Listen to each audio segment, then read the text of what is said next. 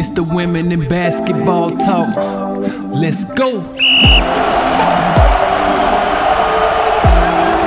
Shot calling, the shots falling. My crossover leaves the ops crawling. The fans are in awe cause my handles are awesome. If you don't think I'm ballin', then hand me the ball then. Her story will make history. Watch the long shot hit the three, guaranteed victory. You might wanna stick with me, headed for the goal. If you roll, set a pick for me. It's the women in basketball talk. Tune in, all facts, no cap. We could talk about stats. It's the women in basketball talk. Let's talk about it. Let's talk about it. Yeah. What's up, women's basketball fans? Welcome back to a brand new episode of Let's Talk Women in Basketball podcast. I'm your host, Jennifer Porty. Today, we'll be shining the spotlight on women's basketball Black history, where we celebrate the remarkable contribution of Black women in the world of basketball. We'll explore the inspiring journeys, groundbreaking achievements, and lasting legacy that have shaped the sport. But that's not all. We'll dive deep into the extraordinary journey of Tara Vanderveer, the record-breaking force in college basketball. Ever wonder how she carved her path in becoming the winningest coach in history? We've got the inside scoop. And wait, there's more. Later in the show, we're in for a treat with none other than WNBA All-Star Allison Hightower. So buckle up and get ready for an unforgettable ride through the world of women's basketball. Our journey begins with pioneers who shattered stereotypes, overcame adversity, and paved the way for future generation of Black women in basketball. In the early years, trailblazers like Lusia Harris-Stewart challenged the status quo. Lucia, an Olympic gold medalist and first woman to be drafted by an NBA team, left an unforgettable mark on the game. Moving forward, we encountered the unstoppable force that is Cheryl Miller, a basketball icon. Miller dominated the court, leading USC Trojan to NCAA championship and leaving an enduring legacy as one of the greatest players in history of women's basketball. As we navigate through the rich history, we cannot overlook the impact of Sheryl Swoopes. A three-time Olympic gold medalist, Sheryl Swoopes became the first player to sign in the WNBA, contributing to the league's foundation and inspiring a new era of athletes. Now let's look at the area of coaching where legends like Vivian Stringer left a lasting impression. Stringer, a pioneer in her own right, shattered racial and gender barriers as she amassed over 1,000 career victories and influenced countless players. Today, we honor contemporary stars like Tamika Catchings and Maya Moore, whose excellence on the court is matched only by their advocacy for social justice. Their impact transcends basketball, highlighting the power athletes possess to drive positive change. In this celebration of Black history in women's basketball, we pay tribute to those who defy odds, break barriers, and left an enduring legacy for generations to come. As we conclude this special segment of Women in Basketball Black History, let's reflect on the resilience, strength, and brilliance of Black women in basketball. Their story continued to shape and inspire us all to reach new heights. Tara Vanderveer, born on June 26, 1953, is a Boston native and raised in upstate New York. Despite participating in various sports during her formative years, basketball captured her heart. It all began in her fourth grade PE class, where the three-man weave drill sparked her love for the sport that would define her life. Tara's determination to play led her to bring the best basketball to the court, ensuring she had a spot in neighborhood games. In high school, faced with the absence of girls' basketball team, Tara became the school mascot to attend games. Her passion for watching the sport led to her dismissal, but that didn't dampen her spirit. At 15, she got her first basketball goal, setting the stage for her remarkable journey. College basketball at Indiana followed, predating Title IX, limiting her basketball schedule. Initially inspiring to be a lawyer, Tara's trajectory changed when her father encouraged her to coach her sister's basketball team. This newfound love for coaching prepared her into the world of college basketball, where she faced challenges but persevered. From Idaho to Ohio State and ultimately Stanford in 1985, Tara's exceptional coaching skills were evident. Her 40-year leadership at Stanford secured 3 championship victories, numerous accolades, and international recognition for leading U.S. Olympic women's basketball team to gold in 1996. In 2011, Tara's impact was forever inducted into the Naismith Basketball Hall of Fame. Fast forward to January 21st, 2024, a historic moment for Tara Vanderveer became an all-time winningest coach in NCAA history. Stanford's victory over Oregon State 65-56 marked her 1,203rd career victory, surpassing legendary coach Mike Krzyzewski. In conclusion, Tara Vanderveer's journey is a testament to her passion, resilience, and unwavering commitment to the game of basketball. From childhood drills to Olympic triumphs and historic coaching milestones, her legacy continues to inspire generations on and off the court. In our next segment, we're going to chop it up with WNBA All-Star Allison Hightower, so stay tuned. This is Allison Hightower, and you're listening to the Let's Talk Women in Basketball podcast. Welcome back to Let's Talk Women in Basketball podcast. I'm your host, Jennifer Porty. Today, we are honored to have a true trailblazer in women's basketball join us on the show. Allison Hightower, a former WNBA player and standout athlete from LSU, has left a lasting impact in the world of basketball. In 2010, Allison made history as the 15th LSU player selected in the WNBA draft, a well-deserved recognition of her outstanding skills and commitment to the sport. Her resilience and leadership, both on and off the court, continues to inspire athletes and fans. So without further ado, please welcome Allison Hightower to Let's Talk Women in Basketball podcast. Hi, Allison. How are you doing today? Hi, I'm doing great. Thank you for having me. I appreciate it. You're welcome. Can you take us back to your early years and share how your love of basketball blossomed? Wow, yeah. I first started playing basketball when I was about 5 years old. I have a pretty athletic family, as my dad played basketball, my cousins, my brother. My mom wasn't too much into basketball, but she was in the softball, track, all that other things. So my love came about 5 years old. I used to watch my dad play his games and my brother. And from there, I just kind of fell in love with the game. Nothing was ever like, okay, we're gonna go outside, we're gonna do this. It just happened on my own. Like whatever I wanted to do, I could do it freely, just for the love of the game and just having fun. That was it. Wow. What are some outstanding memories or moments from your childhood that laid the foundation for your future in basketball? Oh, wow. I would say probably the biggest was my grandparents taking me to the first Houston Comets basketball games, Wow. the WNBA games back in 97, 98, and just seeing that it is possible for a woman to, play professional basketball at the highest level. And, we always idolized, before the WNBA, we always idolized being in the NBA, which what you saw, like maybe 1 or 2 women get drafted, but that wasn't something that was just really possible. And even back then, I didn't even know about overseas. I was so young, like 9, 10 years old. So just going to the Commons games in the summer, like it just really, really upped my passion for the game of basketball. And I was like, oh my God, this is where I want to be. This is where I want to be. So I shout out to my grandparents for that. They installed that dream in me very, very early, and I was super blessed to be able to be a witness of those games, especially those 4 back-to-back Yeah. championships. So super dope moments that I'll always cherish. Wow. Are there any role models from the WNBA that you looked up to while you was younger? If so, who were they and how did they influence your playing style? Oh man, my favorite all time was Cynthia Cooper. Mhm. They had the big 3, and then they had like Kim Perrott, rest in peace. But Cynthia Cooper, her game was just amazing, amazing mid-range, Yeah. quick or off the bounce, just can get a bucket. And I used to just be in there raising the roof. Yeah.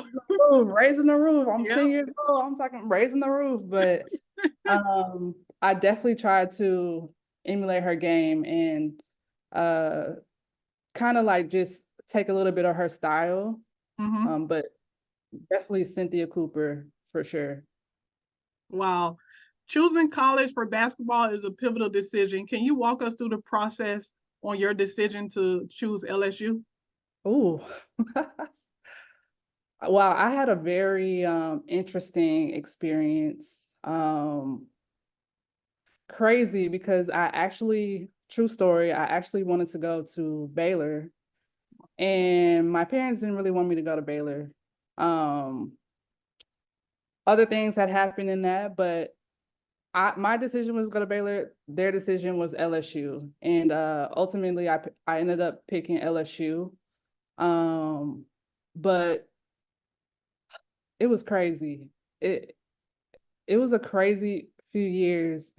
Just having all the coaches, come to the schools, and it's like, oh, this coach was there this day. Oh, I'm coming tomorrow. Like, I'm coming tomorrow. So it was very cutthroat. Very, very cutthroat. And I ended up making a decision for LSU just because the rich history there, Yeah. academics, they had just came from 3 Final Fours before I got there. I'll be following kind of like a Simone Augustus steps because she was just graduating, and then I was going to get to play with Sylvia Fowles and Ashley Thomas and Erica White. So just getting to know them, just to get to know, like, okay, if I come here, I'll have a shot at WNBA, or even if I don't end up playing basketball, I still have opportunities off the court. So I feel like I was in good hands, and I had a very great experience there as far as like playing and just getting to Final Four. I made it to 2 Final Fours, and I had some big accomplishments there. So yeah, it was definitely a time, though. Definitely a time. LSU is known for their strong basketball program. How did your time at LSU shape you as the player you became, and what lessons did you learn from your college days that you carry with you today? Wow. I probably carry a lot of how I am as a person now because of LSU. I had a very strong coaching staff uh, that didn't take no mess. They only wanted 100% out of you, and they were gonna squeeze every percent possible out of you. And that has helped me be the player that I was and the person that I am today. Just because they pushed me to a level that I never thought I could be at. And just competing, like all my teammates, wow, like super amazing athletes, smart, talented, athletic. So they also push you as well just to be the best. They've instilled just a confidence in me that, okay, if I work hard, like I can be anybody or do anything that I want to do. So big shout outs to LSU and their coaching staff. Yeah. A few of the coaches I still talk to today, but definitely instilled that hard work, just no excuses, get it done. We don't care what you think, what you feel, just get it done. Yeah. You mentioned that you went to those Houston Comets games when they won those championships. What was it like being coached under Coach Van Chandler? Because you got the opportunity to be coached by Van Chandler, and you was just witnessing him as a kid. So Right, that came to fruition real quick to be coached right, under him. What was that like? right. It was a crazy experience because I was like, oh my gosh, like, wow, like the basketball guys here really talking to me. Yeah, Something is in the air that he's coming here to LSU. Like, it's just crazy because, when I was a child, I always looked up to the Comets basketball players, and then just seeing him in the position that he was, just the guiding force to those championships. I was like, oh my gosh, he's going to bring that culture here. But Coach Chancellor, like, he was just a very, you know, he was like a player's coach. Personal, wanted to get you to that next level, telling us everything that, hey, this is what they were doing. Like, I want y'all to be doing the same thing. I don't care if y'all are in college or not. Like, we're going to make it to that next level. So I was very excited when he came in. I was appreciative. And he definitely taught me a lot about the professional game that prepared me once I was drafted into the WNBA. can you share any specific memories or lessons from your time being coached with Van Chandler, and how did it stay with you throughout your career? Ooh, just telling me to always be aggressive and that I was too much. He wanted me to be more selfish. Take the game, put the game on my back, really, because I was always like, I want to get everybody involved. I want to, make sure that we're all winning. It wasn't just about me, it's a team. But he always was like, no, like, this is your team. So make it that way. Like, do whatever you need to do, but this is your team. So he always instilled like that confidence in me to, be able to lead a team, take a team to the next level. So that definitely helped me, not only in WNBA, but overseas for sure. Yes. Throughout your WNBA career, what are some of your favorite memories, games, or experience that you hold dear to your heart? Ooh. One of them is being drafted, obviously. Just having that dream when I was 9, 10 years old, and then just to be drafted, and hear your name called out in front of your family, in front of your friends, and even fans, and your teammates. That was just a unbelievable experience, that I will always cherish. But I think one of the biggest experiences that I had was just making the All-Star team in 2013. Yeah. Especially coming from 2010, where I didn't play. I didn't see the floor. I was dealing with, some sickness, and some health issues. And then in 2011, I started to play halfway through. And then just 2012, I was a starter. And then 2013, boom, I'm a All-Star, a WNBA All-Star. So that was something I was just like, wow. I mean, people strive to be an All-Star or, win a championship and do all those great things. So to see that come into fruition, it was a great moment in my life that obviously I'll always cherish and remember. Yes. Were there any specific teams or players that you enjoyed competing against? Ooh, yes. I'll tell you some of my toughest assignments: guarding Cappy Poindexter, Angel McCoughtry. Those two right there, those two gave me the most headaches because I always had to guard the best guard on the opposing team. But wow, the skill level, the talent, just the ability to just get a bucket at any time, like those were some of the hardest matchups that I've had probably. And then you had your Maya Moores, but we didn't really play them as much because they were on the Western Conference. But those two for sure, I learned a lot from them. Playing against them, just studying them, definitely one of the greats in the game. Yes. Every athlete faced challenges. Could you talk about how were you able to navigate through some of the challenges you faced throughout your athletic career?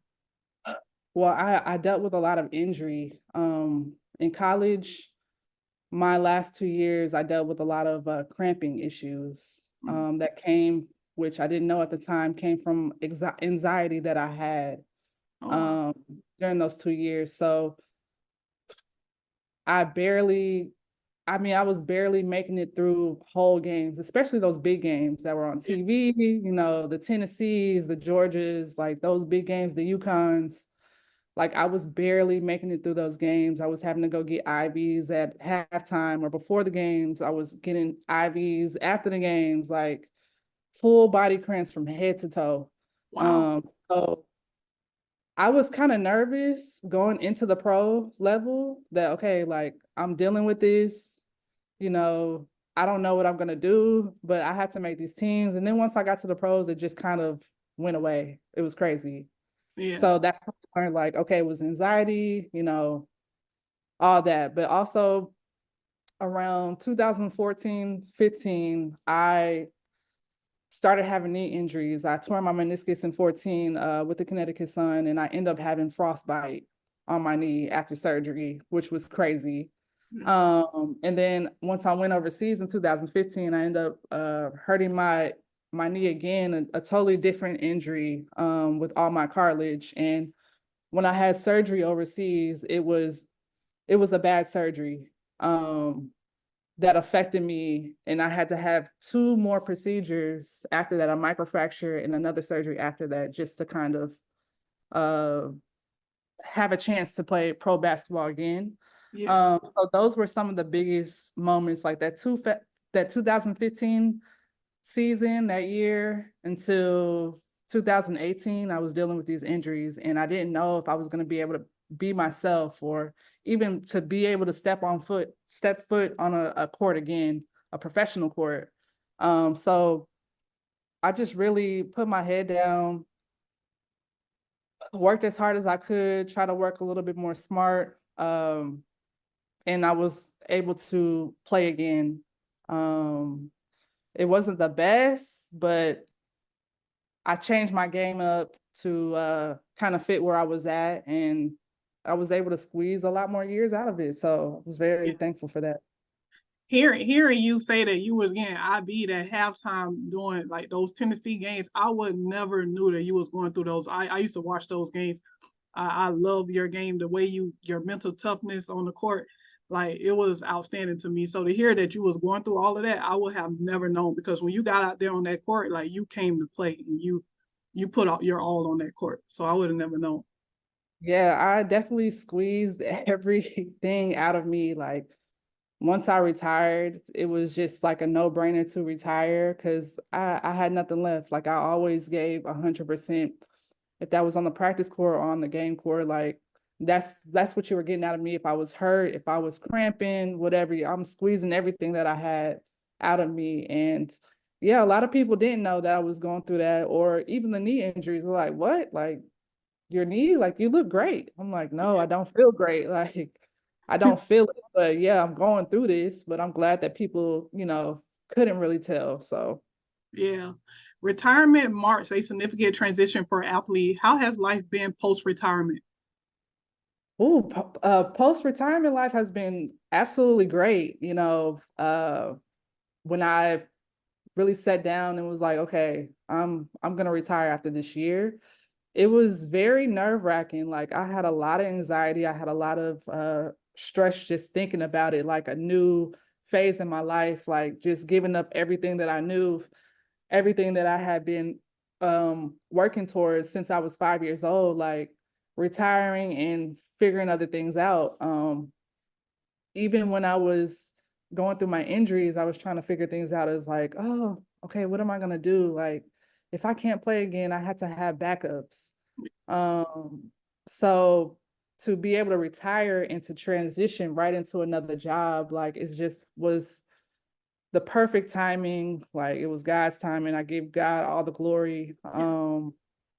To be able to flow into that, because I know a lot of times when we do retire, sometimes it's just hard for us to figure out, what's the next step, or how can I get this position, or, just even having connections or knowledge to that is a lot of times very slim.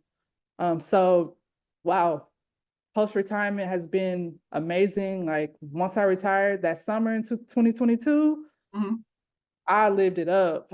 Had so much fun. Oh my God, I didn't have to wake up and train or rehab or anything like that. I just went on a trip here, went out here, just was like living my life for probably the first time ever, just to live my life.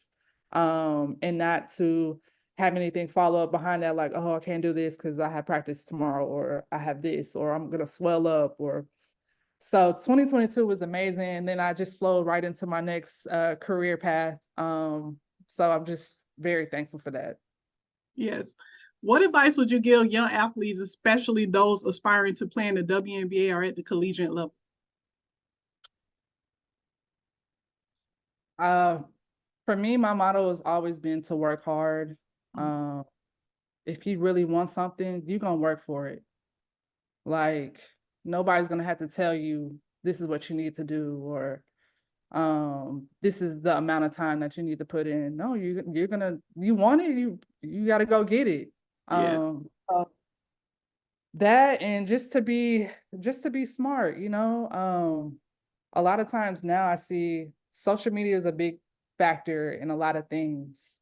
Yeah. Just use social media like smartly.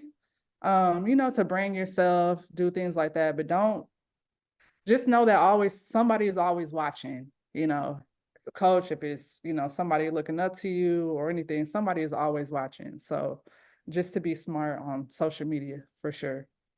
Yes. Can you talk about the evolution of women basketball and what changes have made a positive impact? Wow, the evolution has been great so far. I mean, right now, women's basketball is on TV as we're talking. Iowa and Ohio State is playing right now on ABC. But last year with the Final Four and the numbers that they put up, just the buzz that was surrounded by that, WNBA all-time, records in watching and ticket sales and all that, like things are continuing to get better. Players are continuing to get better. Players are continuing to, up their game and add new things to their game. Like now people are doing step back crossover, Yeah. pulling up for the three, like in high school. Like we weren't doing that back then. So the game is definitely evolving. And it's a really, really good sight to see. Like the game is in good hands for sure. Yes. Last year, LSU women's basketball team secured their first ever national championship. As a former standout at the LSU, how do you feel to witness this historic achievement? It was crazy. I mean, all of us as alumni, I was there. I was actually there. Got to go witness like the Final Four. I didn't make the game. I had to get back to here in Portland so I could go to work, but I should have just called off. I should have just took off because Yeah.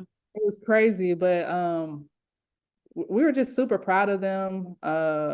We were excited for, the program and, the history there that Coach Mulkey has been able to turn around and get things back to where they used to be. So that was just a moment that we all just sat back like, dang, we finally got over the hump. We finally got over the hump.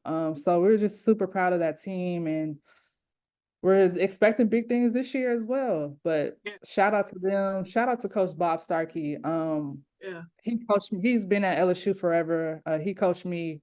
Wow. He's really the brains behind a lot of things. Like he doesn't like to shine. He doesn't want to be a head coach because he doesn't want to worry about recruiting and all that. He just wants to do the work. That's it. Do the work. He's like the hardest working coach I've ever got to play for and also just know. So shout out to him because that was just so deserving of him. He deserved all of that, as well as everybody else around the team. So just super happy for them. Yes. Angel Reese has been making waves in women's college basketball. From your perspective, what strengths and quality does she bring to the game?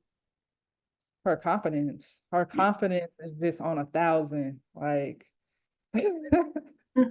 might not be the most talented or skilled player, but that confidence, you can't even tell. Like Yeah.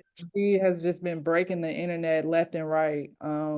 So shout out to her just for paving the way for women's basketball, college basketball, just getting that hype around social media and bringing people who don't watch basketball, who don't watch women's basketball, that just paying more attention. That's been a big thing. Like a lot of people who didn't watch basketball recognize it or anything. Now they're like, oh yeah, like Angel Reese, let me watch that game. Like people are paying more attention. Yes. Flau'jae Johnson is another rising star for LSU. What aspect of her game do you find exciting? Flau'jae, she's a slasher. She can do everything. She can get to the basket. She can pull up for three, mid range. She has the whole package. And on top of that, she's a great rapper. Like she has the best of both worlds. And I'm really happy that she's able to go to LSU and to be able to do both. Because a lot of times when you go to a college, they're like, okay, you got to pick one. Yep. At LSU, they didn't make her pick. And I think that's just great. Like just to let kids live, and do what they want to do. Just know that hey, you still got practice tomorrow morning. As long as you on time and as long as you're here ready to work, everything is cool. So I just love her game, and I can't wait to continue to see her just bring new things to it and just continue to get better and better over time. If you had the opportunity to offer an advice to current LSU basketball players, especially those aiming for success on and off the court, what would it be? Um, ooh, don't don't feed into the hype and negativity, because once you are once you're winning, once you are like making headways, the haters start coming in. I mean, left and right. Yeah. That was like, oh, they're not even good. Oh, this, that. Don't pay attention to that. Just continue to be a team, continue to work, come together and focus on that number one goal. That number one goal is to win another national championship. So I would just say stay off social media. Yes. That would be mine. But yeah. Yeah. What's next for you? Can you share any exciting projects you're currently working on? Not really too many exciting projects because I'm working full time. I actually work at Nike, the world headquarters in Portland, Oregon. Yeah. It's been a amazing experience so far. Just working on some really cool projects for them and just being involved in a lot of cool projects. Yeah. Super exciting, and just being around, sports, uh, being around top athletes, things like that. So I can't reveal a lot of things that we do, obviously, because you got to keep it tight. But doing stuff like that has just been amazing. And then also I have some camps that I team up with. One is the Keys Foundation that I'll be going back to Omaha, Nebraska. I do pretty much every year. It's a nonprofit organization out there.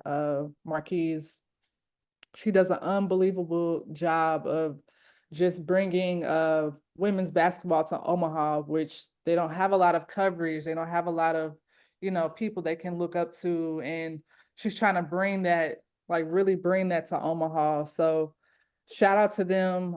They're doing some really, really good stuff with their mentor program and just like basketball camps and just giving back to their community. So I always team up with them every year, and I'll be going back there in April this year. Okay. Well, I'm about to put you on the spot because I remember when I used to watch you play, you had the best Dougie down pat. Oh my gosh, you used to kill it. I used to say, oh, coach. So can you, I never mastered the Dougie. Can you teach me how to Dougie? Because Wow. you used to kill it. Well, it came from Dallas. So Uh, when I was a freshman in college, that's when it really came out. And there's like a YouTube video on there of me at LSU hitting the Dougie, which yeah. back then, YouTube was the thing. So I would go to Walmart or whatever, like, hey, they didn't recognize me for basketball. They recognized me for doing the Dougie on YouTube. Like, it was crazy. Yeah, you had the best. I was like, oh my gosh. Like I used to try to watch you do it, and I used to try to do it, and I don't have no rhythm. So I I could mean, not master the it's Dougie. it's my favorite dance for sure. I named my dog after the Dougie. Like, his name is Dougie. Wow. It's just all in the shoulders. I don't know if just sway it back and forth. Okay. Yeah. How does she do it? I have no rhythm. I don't know. I just did it. I don't know. You just watch and you just do it. I don't. Oh. All right. Well, thank you so much.